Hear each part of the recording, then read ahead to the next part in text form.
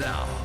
Well, it's St. Patrick's Day and the first day of March Madness in basketball. The perfect combination to put people in the mood to celebrate. Hello, I'm Jim Dunaway. And I'm Jamie Ostroff in for Sherry Jackson. Now, while you are out enjoying these festivities, police are reminding you to be careful on the road. Let's get to CBS 42 News reporter Brittany Bivens. She is live in Trussville, where a few people are getting the party started early. Brittany, what's the mood like out there? Well, Jamie, here at restaurants like this, people are cheering on their March Madness picks, and a few people getting in the spirit with a few green beverages, and some of them started at lunch. Decked out in green, these St. Patrick's Day revelers are watching a little March Madness unfold, and they're getting in the spirit. Facial stickers and the hats.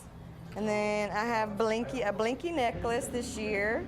This pretty hat that my friends bought for me, a necklace, bracelets. You're not going to get pinched today. I am not. Here's your green. Another big part of the holiday, being with family and drinking green drinks that you didn't think could be green. it's good news for businesses. Restaurants expect huge turnout from St. Patrick's Day crowds and college basketball fans. It's also a busy night for state troopers. It has become the holiday, between the holidays, I guess, that kind of sanctions the consumption of alcohol. But you never want to add to that, getting behind the wheel and trying to drive yourself back. Senior Trooper Chuck Daniels says law enforcement will be stepping up patrols tonight, watching roads for drunk drivers. They say it does not take as much alcohol as you may think to be dangerous behind the wheel.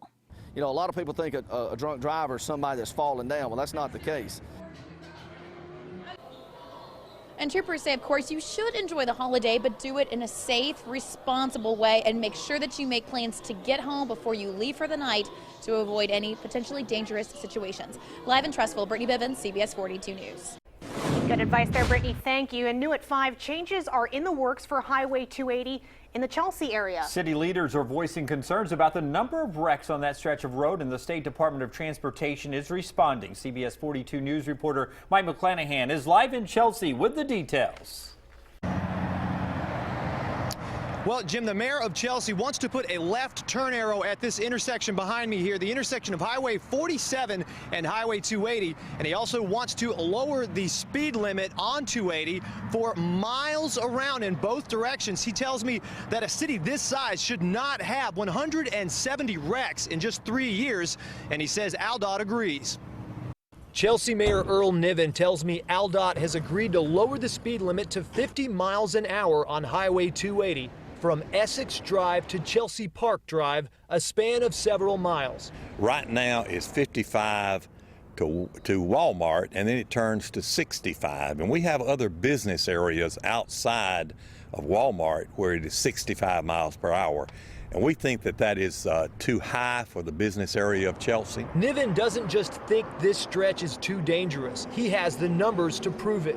From Essex Drive on Highway 280 to Boardman Drive, which is about a mile, there were 33 accidents. And from Boardman to Walmart, 84 accidents. Walmart to Highway 440, which is again less than a mile, 35 accidents. And from 440 passing Chelsea Park, 18 accidents. The mayor also wants a left turn arrow on both sides of the intersection of Highway 47 and Highway 280. He says not having one causes backups and people take risks. At McDonald's, we run into that a lot.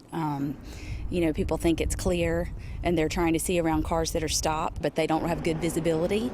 And then there have been a lot of accidents happen that way. The mayor says there's no word when the speed limit will drop to 50, but he hopes it's sooner than later. I hope we're not talking about months and years, but weeks until this goes into effect. There would be more complaints and more deaths. Now, I've also got an update on a petition to put a traffic light at Chelsea Park Road and Highway 280 way in the distance behind me. I spoke to the organizer of that movement today, Bob Clayton, and he says that after speaking with the Alabama Department of Transportation, he thinks the neighborhood is going to get that light. Live in Chelsea, Mike McClanahan, CBS 42 News. Good work, Mike. Thank you. New at 5 tonight. The cause of a deadly accident on Montclair Road in Birmingham under investigation. A pedestrian was killed after two cars collided there. Police telling us one of the SUVs was trying to turn off Montclair when it was hit. This is the third deadly accident in Jefferson County today. The second was on Birmingport Road. The first happened in McCalla this morning. The Jefferson County Sheriff's Office tells us a motorcycle driver was killed on Bluff Ridge Road just after 7 o'clock this morning. According to investigators, the driver lost control in a curve and went off the road. Well, new at 5 tonight, a Shelby County grand jury has indicted the man accused of killing a Home Depot employee. Kareem Gaiman is charged with the murder of Xavier Beasley. His bail is set at $1 million. Gaiman is accused of shooting Xavier Beasley in the parking lot of the Home Depot on Highway 280 last September. Investigators believe he viewed Beasley as competition over female co-workers that he was, quote, interested in. Also new at 5 o'clock, the officers who shot a murder suspect in Hamilton have been cleared of any wrongdoing. The officers shot Jimmy Cooper after he allegedly shot and killed 2 people last month. Cooper was charged with capital murder and kidnapping. He's accused of shooting and killing Linda Cole and Donnie Miller. A grand jury is reviewing his case. Investigators say they will likely seek the death penalty. Also new at 5, the Jefferson County Sheriff's Office tells us they've shut down 2 illegal gambling operations in Brighton. We're told the 2 businesses were raided Wednesday afternoon. One was located on Bessemer Superhighway, the other on Edwards Street. Deputies seized a total of 90 illegal gaming machines. The investigation is ongoing at this time. No arrests have been made. Well, for the first time since CBS 42 News broke the story 2 weeks ago, Birmingham Mayor William Bell is finally speaking out about the controversial Mayor-Council Act. He broke his silence today on the CBS 42 Morning News with Art Franklin. He also addressed the hot topic during a news conference. There's some confusion as to what the role of the mayor is in terms of city government. There's also some confusion as to the role of the council. And so I felt that because the legislature created the Mayor-Council Act, that they would be the appropriate body to look at it to see if changes are needed. City council members and some people who actually live in Birmingham are concerned that changes to the Mayor-Council Act would give Bell complete control over the city's budget. They're also worried that he would have the power to make all city appointments. If you'd like to learn more about the Mayor-Council Act or raise any concerns you may have about it, you'll want to attend a public hearing on that issue. It's happening tonight. It'll be held in council chambers at Birmingham City Hall, and that's starting at the top of the hour at 6 o'clock. Well, new at 5, the Northport Police Department is making some changes to their pursuit policy. The police chief has banned his officers from running any high-speed chases. CBS 42 News reporter Tim Reed tells us why. Police high-speed pursuits are something we see all the time. In this situation, officers apprehend a suspect after the chase comes to an end. In the city of Northport, the police chief has made some changes to his high-speed chase policy. Keep the public safe. Keep the officers safe, keep the public safe. In recent months, 5 police vehicles were damaged in accidents.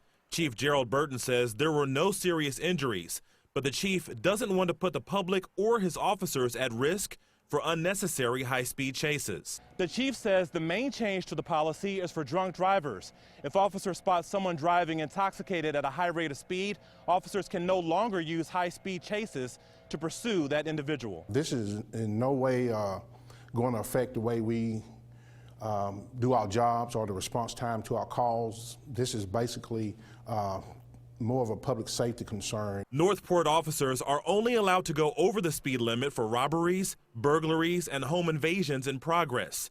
In those cases, responding officers must have their lights and sirens on. I mean, I believe it'll be safe and better for everyone if they do it like that. And research shows that ending their high-speed pursuit, unless it's a life or death emergency, then I guess that's good.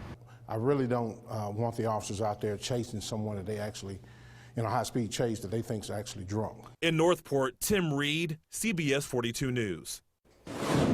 Well, a little bit of rain has started to slip into our western counties, and that has helped to cool the atmosphere just a bit. But check out what's going on to our south. Our storm track radar has picked up on the polygons of severe thunderstorms, which actually a couple of those just expired in South and West Alabama, but even a possible tornado now for southeast Mississippi. Now, this is the overall track over the past 3 hours of the heavy rainfall, and that shield is tracking towards the east, so our rain chances are actually going up as we get later into tonight. I'll talk much more, though, about the tracks of this, as well as what you can expect for the next couple of days. Last day of winter, that's just ahead. Well, right now, Mark, it's a balmy 75 degrees outside. The sun is shining. There's nothing to complain about, right? Nothing to complain about for me. I'm told by the producer I have to say wrong because of that nasty yellow green stuff called pollen that's in the air. It's landing on our cars, on your cars, and in our homes. And I'll complain for the both of us. It's in our sinuses too. It's got a lot of people sneezing with itchy eyes. What we're dealing with is tree pollen. That yellow-green dust is actually coming from pine trees. Now, we've heard often that a good rain will clear the air, so to speak, and while that might be helpful to some folks, others might not benefit as much.